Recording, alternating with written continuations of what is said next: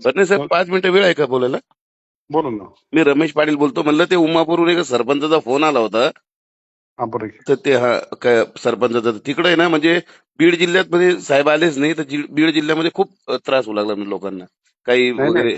नाही पाटील साहेब, कसं आहे, आमच्या मुख्यमंत्र्यांनी सगळ्या मंत्र्यांना ती जबाबदारी वाटून दिली आणि बीड जिल्ह्यामध्ये स्वतः आपले अजितदादा पवार साहेब आहेत, त्यामुळे तिथं बीड जिल्ह्यामध्ये दादाने सगळ्या यंत्रणा कामाला लावलेली आहे. त्यामुळे अच्छा. कुठल्याही, दादाने सांगितलं की कुठलाही ज्या अतिवृष्टीमुळे ज्या पिकाचं नुकसान झालंय हं. त्या कुठल्याही शेतकऱ्याचं म्हणजे नुकसान भरपाईचा पंचनामा राहता कामा दादाने सूचना दिल्या. हं. त्यामुळे प्रशासन आता कसं पावसामुळे थोडं कमी जास्त होतंय, पण सगळ्या पिकाचं जे नुकसान, अतिवृष्टीमुळे जे नुकसान झाले पिकाचं बरोबर. म्हणण्यापेक्षा बरोबर.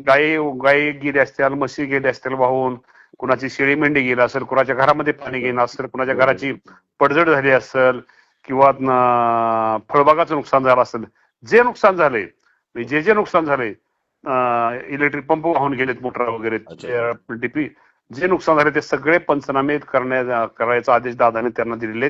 तर त्या आणि बीड जिल्ह्याचे दादा पालकमंत्री, त्यामुळे प्रशासन कामाला लागले. नाही, तुमच्या विषयी कसं आहे? एका दुसरा जरी उशीर झाला, हं. एका दुसरा दिवस तरी पावसामुळे थोडा उशीर होतोय, पण बरोबर. सगळे पंचनामे होतील. शेतकरी बांधवांना तुम्हीच त्यांना सांगा की बरोबर. अजिबात काळजी करू नका.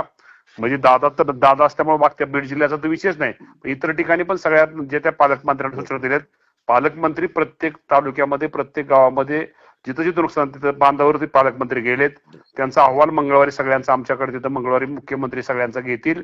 आणि त्यामुळं शेतकऱ्यांना तुमच्या माध्यमातून सांगा, निश्चिंत राहा, सरकार त्यांच्या बरोबर आहे. या अडचणीच्या काळामध्ये, शेतकऱ्यांच्या संकटाच्या काळामध्ये नक्की सरकार भरीव अशी मदत करेल. नाही, तुमचा विषय काय झाला माहितीये का? तुम्ही एकमेव काम करू लागले बरं का. पालकमंत्र्याचं काही घेणं नाही आपल्याला, पण तुम्ही काम करताय, सारी जनताही बघती, लोक पण बघू लागले, म्हणून तुमच्यावर कोणाची चीड नाहीये, तुम्हीच करताय ते काम. सगळेच करतील. आता कसं असतं, शेवटी सगळेच करतात काम. हो का, असं असतं, सगळे करतात एवढं सांगतो तुम्हाला काम. पण काळजी करू नका, शेतकऱ्यांना तुम्ही आणि ते जे पण म्हणताय ना, ऐका ना, हो शक्य झालं तर तो ओला दुष्काळ जाहीर झाला तरी काही प्रॉब्लेम नाही. आणि ऐका ना, लोक एखादं माझं काय म्हणणं आहे माहिती का, एखाद्या नेत्यांनी, शरद पवार साहेबांनी कधी याला फोन केला ना, एमजीएम वाल्याला, तो 100-1 करोड रुपये देईल. पण नेत्यांची काही अशी इच्छाच नाही हो कोणाला फोन करायची. ते एमजीएमची जागा, शेतकऱ्यांची जागेवर हॉस्पिटल झालेले, ते करोडो रुपये निधी येतो त्यांना. मला ते सांगेल कोण? 100% तुमची चांगली सूचना आहे. आपण त्या बाबतीमध्ये करू, आपण ते करू. माझं काय म्हणणं आहे, एक सूचना.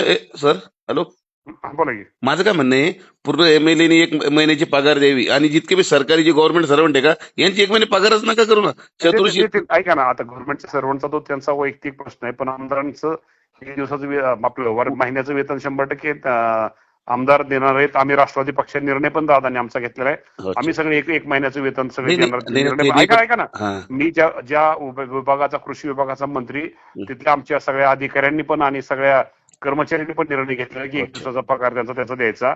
साधारणतः 15-20 कोटी रुपये त्यांचा आमच्या कृषी विभागाचा पगार होता. म्हणजे त्यांनी पण निर्णय घेतला. तुमचं म्हणणं बरोबर आहे की त्या बाबतीत सगळ्यांनी तो निर्णय, इतर अधिकाऱ्यांनी पण तो निर्णय घ्यावा.